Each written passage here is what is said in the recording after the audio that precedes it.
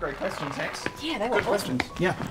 All right, guys, let's go back to the time of the NES and the SNES consoles.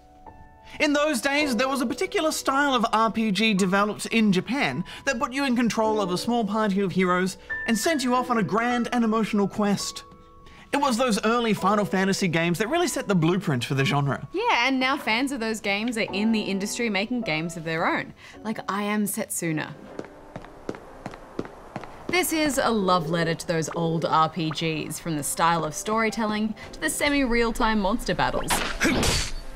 The story focuses on the character of Setsuna, a girl who is resigned to her fate of trading her life for the safety of her village. According to ancient custom, it's a necessary ritual to keep the monsters at bay.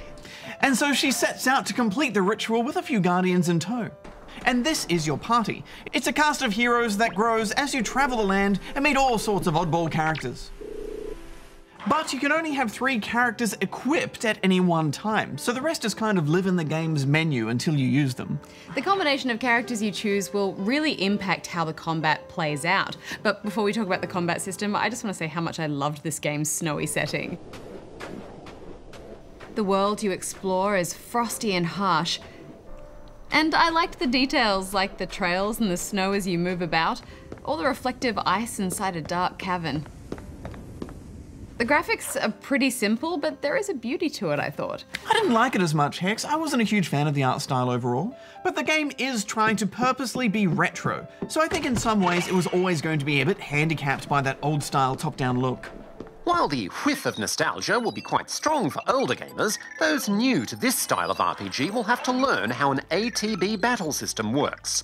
ATB stands for Active Time Battle, which means each character needs to wait for their ATB gauge to fill before they can act.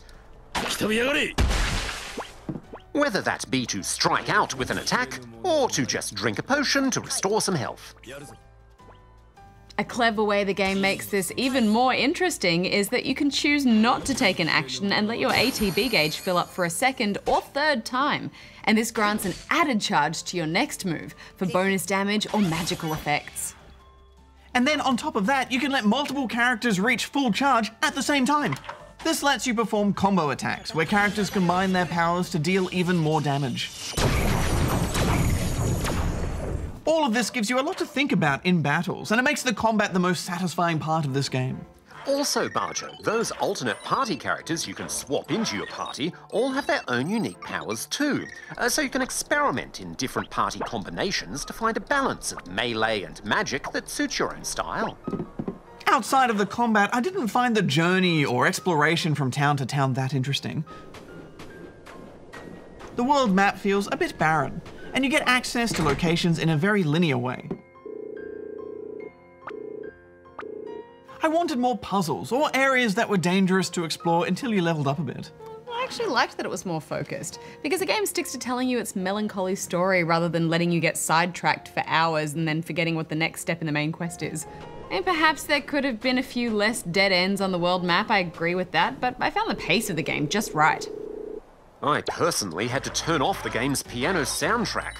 It was nice at first, but it becomes progressively so repetitive with the same loop over and over and over in combat. Yeah, I agree with your musical observation, Darren. That piano track gets grating over time.